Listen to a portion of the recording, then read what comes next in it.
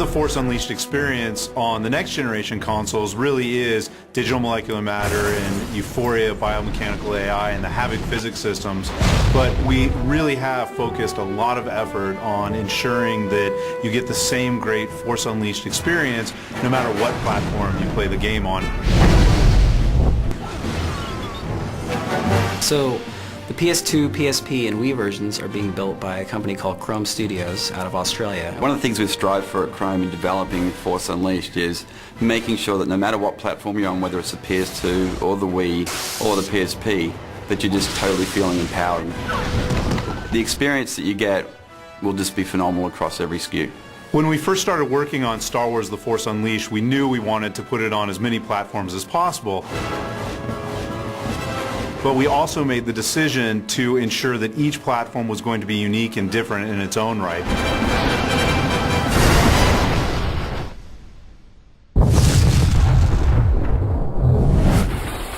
On the Wii, we have the very visceral experience of wielding a lightsaber using the Wiimote and your force powers using the nunchuck. You know, you swing the Wiimote and it responds to your swings. You're able to stab, uppercut. People go flying in every direction. It's exciting. It is the most connected to the Force. You are feeling like you're doing these things because you have to physically get up and move.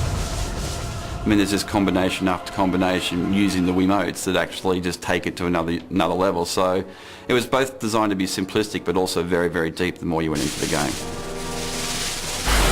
In dual mode, we have 9 different arenas and 27 different characters. Some that are from TFU, some that are from the prequels, some that are from the expanded Star Wars universe. So there's plenty of characters to choose from. You have power-ups and you have all these abilities. I think players really will feel unleashed in the Wii version of the game because of the control scheme. It feels like you're really engaged and connected to this apprentice character through all the motions that you're doing.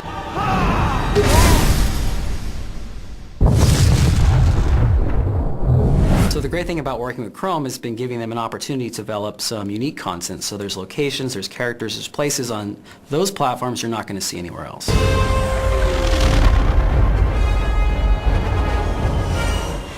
One of the things I'm most excited about on the PS2 version of the game is the original content. You're able to actually go to the Jedi Temple, which is in ruins, and participate in the Jedi Trials, which are kind of metaphysical challenges.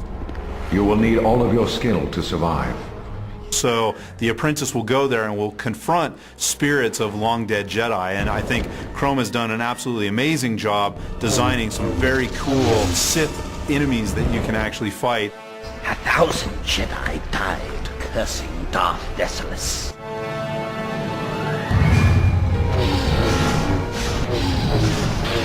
This console's been around for a long time, but we're still pushing the envelope. We went back and we built a new physics solution from the ground up so you can have tons of ragdolling enemies flying across the screen. You can pick up 20 or 30 things in a room at one time, and they're all moving in motion, and they look real. It looks like real physics, and that's something I never thought we could do on a PS2. What that really means for the player is these environments are going to be much more interactive and much more destructible than you've ever seen before in a game.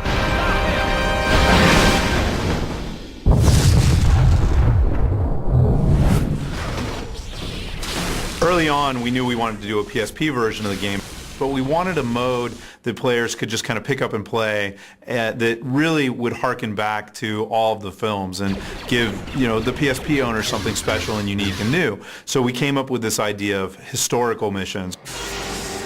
The historic missions are something that actually Lucasfilm gave us the great privilege of doing, where we get to actually relive 5 of the classic moments from the 6 movies. So you might be Luke Skywalker and Vader battling on Cloud City.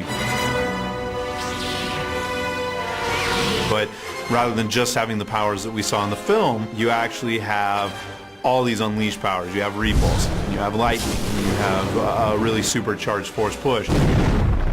And it's being fought in a very destructive environment. There's no limit of power you're going to feel coming from the PSP. When you cast lightning, you're going to hear that fizzle, you're going to see that zap. We really were able to take a PS2 quality experience and put it onto the PSP.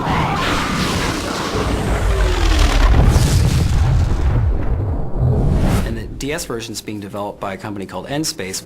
and they've really brought something special to the table with our control mechanics and this kind of really easy combo system. The touchscreen interface that we came up with, collaborating with N-Space, I think really helps bring the experience closer to the player's hands. Anybody should be able to just pick up the DS and using the stylus be able to chain together lightsaber attacks and combine those with force powers so that literally being unleashed is only a flick of the wrist away. So you jump right into it, and before you know it, you're using force powers that you've never seen in the movies that are just doing incredible amounts of damage.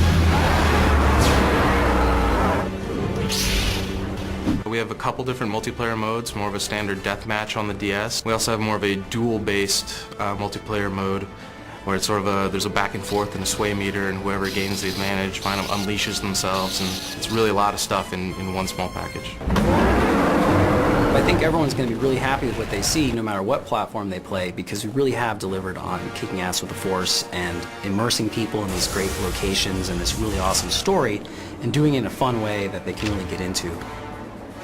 You're going to feel powerful right off the bat, and that's, kind of at the core, that's what TFU is about, to feel like the most powerful Jedi or the most powerful Force wielder of all time. Each platform is delivering the same great story. Each platform is delivering an unleashed experience. They all do it very differently, but they manage to make you feel like Darth Vader's secret apprentice who's on this epic journey.